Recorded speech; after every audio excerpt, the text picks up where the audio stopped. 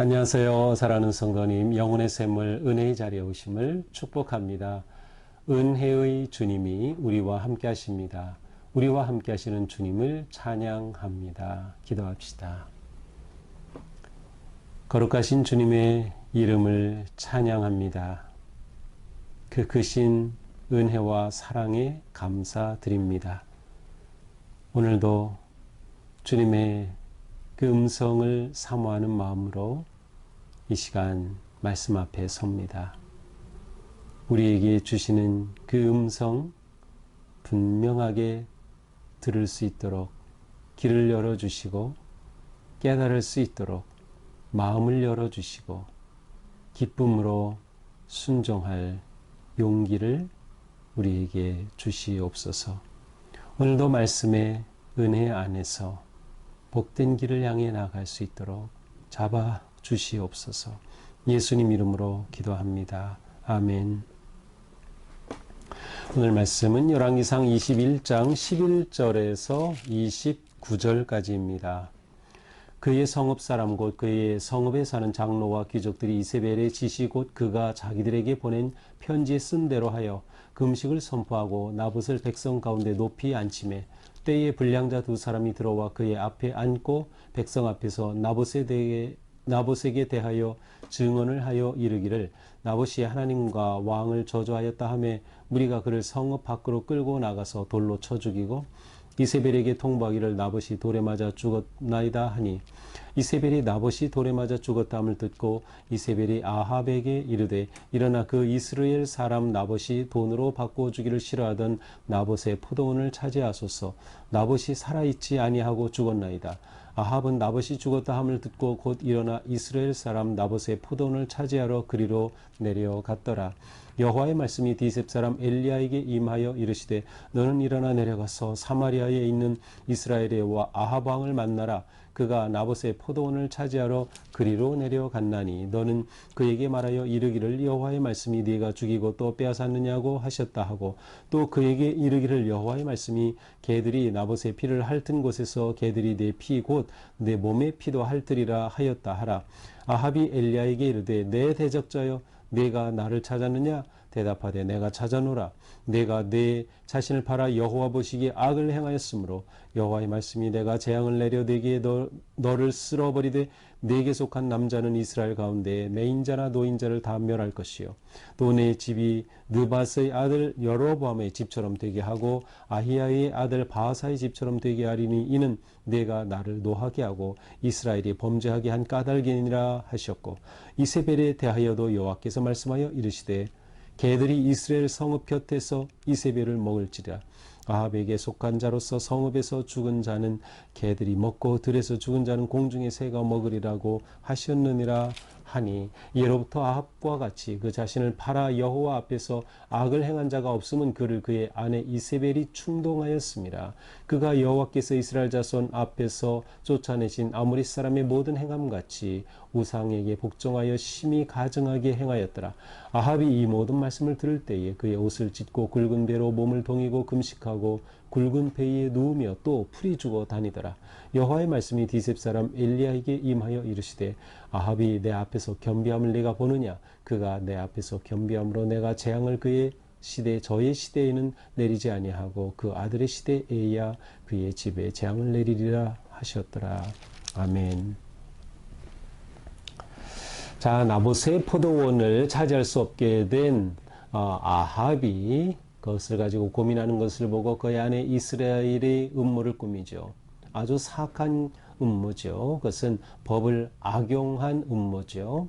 그래서 그 나봇이 살고 있는 이스라엘의 지도자들에게 왕의 이름을 빙자해서 전가를 보내죠.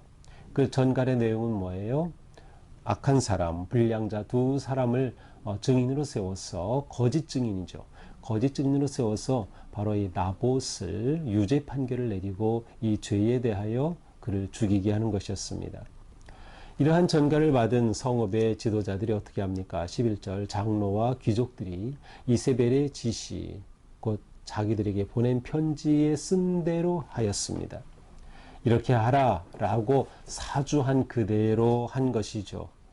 이들은 권력 앞에 정의를 버린 자들이었습니다. 그야말로 비겁한 자들이었습니다. 빌부터 먹는 자들이었습니다. 사실은 왕은 최고의 권력자지만 그 왕의 권력 아래에서 있는 그러한 중간 권력자들이 문제이기도 합니다. 그들이 왕의 잘못에 대해 분명히 말하고 지적하고 요구하고 분명한 그러한 정의로운 그러한 의견을 내고 해야 하지만 이들은 그러지 못했어요. 그래서 이세벨이 보낸 그대로 한 겁니다. 결국 금식을 선포하죠. 거짓 금식이죠. 그들이 무슨 잘못이 있다는 것을 선포하는 겁니다. 그리고 그 잘못에 바로 중심에 이 나봇이 있다는 것을 보여주는 것이죠. 그렇게 선포하고 나봇을 백성 가운데 높이 앉혔습니다. 아마도 성문 곁에 있는 어떤 그 재판석 자리겠죠. 바로 그곳에 앉히고 불량자 두 사람이 와가지고 거짓 증언을 합니다. 그 거짓 증언의 내용은 무엇이에요? 하나님과 왕을 저주하였다. 실제로 하나님을 저주하고 왕을 저주했다. 이것은 사형에 해당하는 죄입니다. 그런데 문제는 이것이 거짓 증인이라는 거예요. 그런데 둘이 증언했으니 이것이 진실로 인정되는 셈이에요. 그래서 결국 나봇에게 사형 판결이 내려지죠. 그리고 그는 끌려나가 돌에 맞아 죽었습니다. 비참한 최후를 맞이하죠. 왜? 하나님의 법대로 하나님이 주신 유산을 지키고자 했던 그것이 죄라면 죄인데 그게 무슨 죄입니까? 나봇은 참으로 억울하게 죽고 말았습니다. 자, 이세벨이 이제 나봇이 죽었다는 통보를 받자 곧장 아합에게 이 사실을 알립니다. 아합은 이 포도원을 차지하고 싶었지만 일말의 양심이 있어서 차마 어떻게 하지 못하던 것을 이세벨이 이렇게 악한 음모를 꾸며 결국 나봇의 포도원을 차지할 수 있는 길을 마련한 것입니다. 그래서 아합에게 말하죠. 나봇의 포도원을 차지하소서. 나봇이 살아있지 아니하고 죽었나이다. 이게 무슨 말입니까? 아니 그 멀쩡한 나봇이 죽었다니. 제대로 된 정신이 있다면 아합은 아니 이게 도대체 어찌된 일이요? 라고 아내에게 물어봐야 되지 않을까요? 그런데 아합은 이미 다 짐작하고 있었고 이세벨에게 이 말을 할 때 이세벨이 어떻게 할 것까지 다 예상하고 있었음이 분명합니다. 그는 기다렸다는 듯이 바로 그 포도원을 차지하러 그곳으로 떠나고 말았습니다. 바로 이스라엘 그 자리죠. 그래서 16절에 보니까 그 말을 듣자마자 포도원을 차지하러 그리로 내려갔더라. 이것이 아합의 본심이었습니다. 그나마 그에게 있던 일말의 양심조차 그는 버리고 말았던 것이죠. 그는 탐욕에 빠져서 이와 같은 불의의 주인공이 되고 말았습니다. 우리가 믿음으로 산다는 것은 선한 일에 지혜롭고 빨라야 하는 것이에요. 그러나 아합은 거꾸로 악한 일에 지혜롭고 빨랐어요. 그는 그의 탐욕을 채우러 바로 이스라엘로 내려갔습니다. 자, 이때 하나님의 말씀이 엘리야에게 임합니다. 왜냐하면 하나님은 이 모든 것을 다 보고 계셨던 거죠. 이 결정적인 순간에 엘리야에게 임하신 하나님께서 엘리야에게 말씀을 주시고 그리고 아합을 찾아가게 하십니다. 하나님의 분노가 이 안에 녹아 있습니다. 아합과 이세벨이 꾸민 이 모든 죄악을 다 보신 하나님이시니까 결국 아합에게 엘리야를 보내며 그에 대한 심판을 예고하시죠. 자, 아합 왕을 만나러 내려가죠. 내려간 아합이 이 내려온 이 엘리야를 만나면서 첫 마디가 뭡니까? 내 대적자요. 내 대적자요. 내 정적이다. 내 정적이다. 나를 죽이려고 한다. 이 말은 사실은 너는 하나님의 선지자니까 하나님의 선지자는 옳은데 나는 악하다라는 것 스스로 표현하는 거예요. 나는 죄인이다 스스로 표현하는 거예요. 그때 엘리야가 말하죠.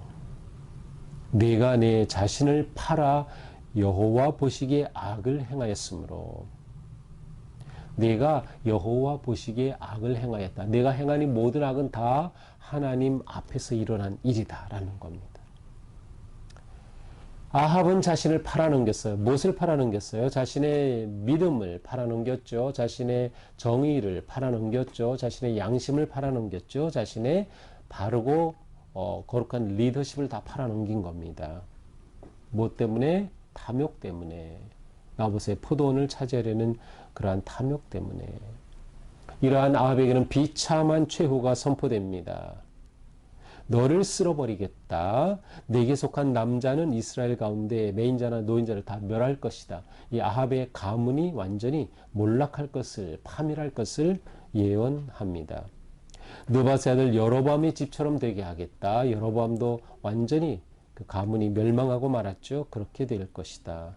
왜냐? 내가 나를 노하게 하고 이스라엘이 범죄하게 한 까닭이니라. 내가 나를 노하게 하고 하나님을 떠났고 저버렸고 배반했고 오히려 우상과 온갖 악을 들여왔고 그것이 또한 백성들에게 악한 영향을 미쳤기 때문에 그의 리더십, 왕으로서의 리더십의 책임을 다하지 못한 것이죠. 실제로 아합은 나중에 가서 보면 이와 같은 예언이 그대로 이루어지는 것을 아합에게 이루어지는 것을 우리는 볼 수 있어요. 그래서 이제 열왕기하 9장에 가서 보면 아합의 아들 요람이 비참한 최후를 맞이하죠. 자, 이세벨에 대해서도 이제 예언이 선포됩니다. 엘리야는 외칩니다. 개들이 이스라엘 성읍 곁에서 이세벨을 먹을지라. 자, 이스라엘 성읍 곁에서, 이스라엘은 나봇의 포도원이 있던 지역이에요. 이곳에 별궁이 있었어요. 별장, 왕궁이 있었어요. 그런데 그곳에서 개들이 이세벨의 시체를 뜯어먹는다는 겁니다. 아합에 속한 자로서 성읍에서 죽은 자는 개들이 먹고 새들이 먹으리라. 완전한 저주를 받은 그런 최후의 모습이죠. 실제로 열왕기하 10장에 가서 보면 이세벨은 이와 똑같이 예언한 대로 그의 시체가 개들이 뜯어먹는 비참한 최후를 맞이하게 됩니다. 이렇게 된 이유는 무엇이에요? 25절 아합과 같이 그 자신을 팔아 여호와 앞에서 악을 행한 자 없음은 그의 아내 이세벨이 충동하였습니다. 자, 이세벨이 아합을 충동하여서 아합을 유혹하고 아합을 꼬드기고 아합에게 그렇게 아주 악한 영향력을 끼친 겁니다. 아합은 이세벨을 아내로 맞은 것이 그의 통치에 치명적인 잘못이 되었던 거죠. 물론 이세벨을 아내로 맞음으로 인해서 어떠한 그 나라가 경제적으로 또 국방에 있어서 튼튼하게 되고 하는 그러한 기회는 맞을 수 있었어요. 그러나 아합은 완전히 하나님 앞에 실패한 그러한 통치자가 되고 말죠. 그의 아내 이세벨도 비참한 최후를 맞이할 것입니다. 이게 가까이 있는 사람이 중요한 거죠. 우리에게 가장 가까이 있는 사람, 우리에게 너무도 중요한 겁니다. 결혼한 분이라면 부부가 그렇게 서로에게 중요한 거예요. 왜냐하면 가까이 있는 사람이 서로에게 가장 큰 영향을 미치기 때문에. 그래서 우리는 가까이 있는 사람을 잘 둘 수 있어야 합니다. 또 누구와 가까이 해야 하는가를 우리는 분별할 수 있어야 합니다. 또 오늘 말씀을 보면서 아합이 아내를 이렇게 잘못 맞은 것이 문제였던 것처럼 우리의 다음 세대들이 또 우리의 청년들이 정말 신앙의 배우자를 만날 수 있도록 우리가 그렇게 기도하고 우리 자녀들에게 또한 그렇게 가르치고 또 자녀들을 그렇게 교훈할 필요가 있어요. 왜냐하면 영적인 것이야말로 우리의 삶에 아주 중요한 것이죠. 영적으로 같은 그런 믿음을 갖는다는 것이 얼마나 중요한지 모릅니다. 결국 이세벨의 충동이 이와 같은 몰락을 가져오게 된 것이죠. 결국 자신의 신앙이 없으면 이렇게 충동에 의해서 살 수밖에 없는 그러한 인생이 되고 마는 거죠. 충동질하는 사람의 그 영향을 벗어나지 못하게 되면 그 인생은 몰락하고 마는 것입니다. 이어서 하나님은 우상에게 복종하고 심히 가증하게 행했다. 사실 이거 아주 본질적인 죄죠. 바로 이것을 또한 지적하십니다. 자, 아합이 이러한 엘리야의 책망을 듣고서 옷을 찢고 배로 몸을 동이고 금식하면서 풀이 죽어 다니다 완전히 겸비한 모습을 보여줍니다. 그러자 하나님께서 이렇게 말씀하셔요. 아합이 내 앞에 겸비함을 내가 보느냐. 그가 내 앞에서 겸비함으로 내가 재앙을 저 시대에는 내리지 않지만 그 아들 시대에 내려서 완전히 그 가문이 몰락하게 할 것이다 라고 말씀하셔요. 자, 저는 여기서 하나님의 그 마음이 참 너무나도 깊다는 것을 봐요. 사실은 아합의 이러한 그 27절의 그 모습은 진정한 회개라고 볼 수 없거든요. 그런데 이렇게 율법적 회개의 모습임에도 불구하고 하나님께서는 어떻게든 좋은 것을 보아주시려고 하는 거예요. 그렇게라도 회개의 모습을 보여주시는 것 자체를 하나님께서는 너무나도 귀하게 보시는 거예요. 정말 하나님의 마음이 이처럼 놀랍고 큰 사랑이다라는 것을 저는 느낍니다. 어쨌든 엘리야를 통해 이와 같은 엄청난 멸망과 가문의 몰락의 심판이 선포됩니다. 그리고 이제 뒤에서 실제로 열왕기 하에 가서 보면 이러한 것들이 그대로 이루어지는 것을 우리가 보게 될 것입니다. 자, 오늘 말씀을 보면서 우리에게 중요한 것이 뭘까? 그것은 영적인 삶의 기준을 세우는 것입니다. 삶의 기준이 분명해야 합니다. 이것이 없으면 흔들릴 수밖에 없어요. 자, 영적인 삶의 기준을 세운다고 하는 것은 기준의 핵심이 하나님이 되시는 겁니다. 오늘 본문에서 여호와 보시기에 악을 행했다. 아합과 이세벨의 이 모든 악행은 하나님이 기준이 되셔서 볼 때 악한 겁니다. 자기들이 생각할 때는 자기들의 이익과 탐욕과 욕망을 채우기 위한 것이었지 그것에 대한 악이라고 생각을 못했겠죠. 그러나 하나님 보시기에 악이라고 하는 이 표현이 너무도 중요합니다. 우리의 삶의 기준이 하나님의 말씀이 되어야 하고 하나님이 우리의 인생의 기준으로 분명히 세워져야 하는 것이죠. 하나님의 기준이 되어야 된다. 하나님의 말씀이, 하나님의 뜻이, 하나님의 계획이 기준이 되어야지 내가 기준이 되면 그 인생은 허물어지고 마는 것입니다. 이 말은 또한 우리는 거룩한 가치관을 가지고 살아야 함을 보여줍니다. 아합과 이세벨이 보여준 것은 탐욕과 이기심의 가치관으로 살았던 모습입니다. 우리가 가져야 될 그러한 거룩한 가치관, 하나님이 우리에게 주시고 깨닫게 해주시는 거죠. 생명, 사랑, 거룩함, 겸손, 이와 같은 아름다운 우리 인생의 가치관이 우리 안에 분명히 세워져야 하는 거예요. 이것이 없으면 무엇으로 살아요? 충동으로 사는 겁니다. 상황이 내게 충동하는 것에 따라 누군가가 내 옆에서 충동할 때 어떤 일들이 나를 충동할 때 그것에 따라서 급급하게 살게 되는 거죠. 기준이 없고 가치관이 바로 세워지지 않으면 우리 신앙생활을 잘하기 위해서는 우리가 말씀으로 우리의 가치관, 영적 가치관, 삶의 가치관을 분명히 세워야 합니다.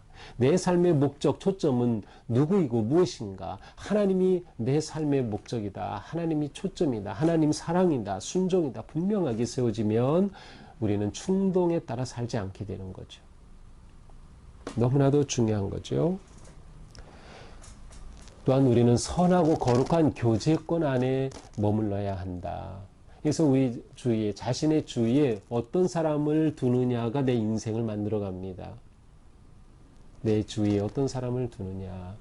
긍정적인 사람, 신앙적인 사람, 하나님께 기도할 줄 아는 사람, 말씀을 좋아하는 사람, 묵상하는 사람, 섬기는 사람, 하나님의 은혜를 감사하는 사람, 이러한 사람들이 우리 주위에 있으면 우리가 또한 그와 같은 인생을 살아가게 되는 거예요. 우리는 분명히 세상에 복음을 전해야 하지만 우리가 가까이 할 사람은 분명히 분별되어야 합니다. 우리의 삶이 이렇게 될 때보다 적극적으로 선행을 하는 그러한 삶을 살게 될 것입니다. 소극적으로 살면 어떻게 됩니까? 소극적으로 선행하는 데 소극적이 되면 우리는 악행의 공범이 되고 싶습니다. 되기 쉽습니다.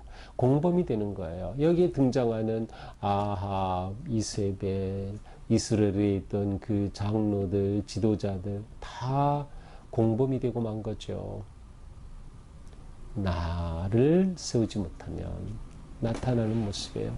오늘 말씀을 보면서 우리의 삶이 하나님 앞에서 이렇게 가치관이 분명하고 영적, 신앙적 가치관, 말씀 위에 세워진, 그리고 내 삶의 기준이 분명해야 되겠다. 하나님이 기준이 된 삶. 그 삶이 우리에게 너무도 소중하다는 것을 보게 됩니다. 오늘 하루 우리는 무엇을 기준으로 살아가겠습니까? 기도하면서 또 마음에 새기면서 하루하루 우리가 이렇게 살아갈 때 거룩한 성화의 삶이 될 줄로 믿습니다. 기도합시다. 주님, 오늘 말씀 은혜와 사랑의 말씀으로 깨우쳐 주시니 감사합니다. 저희가 믿음으로 사는 삶의 기준이 분명하고 가치관이 분명히 세워질 수 있도록 성령님, 저희들을 깨우쳐 주시옵소서. 하나님을 사랑하고 이웃을 사랑하는 삶의 가치, 하나님이 내 삶의 기준이 되어서 말씀이 내 인생의 기준이 되고 판단의 기준이 되는 삶, 의롭고 사랑과 거룩한 섬김의 삶, 저희가 넉넉히 살아갈 수 있도록 오늘도 성령님 함께하여 주시옵소서. 예수님 이름으로 기도합니다. 아멘. 네, 오늘도 주님의 은혜 안에서 우리 삶이 이처럼 거룩하고 또 아름다운 삶 되기를 축복합니다. 사랑합니다.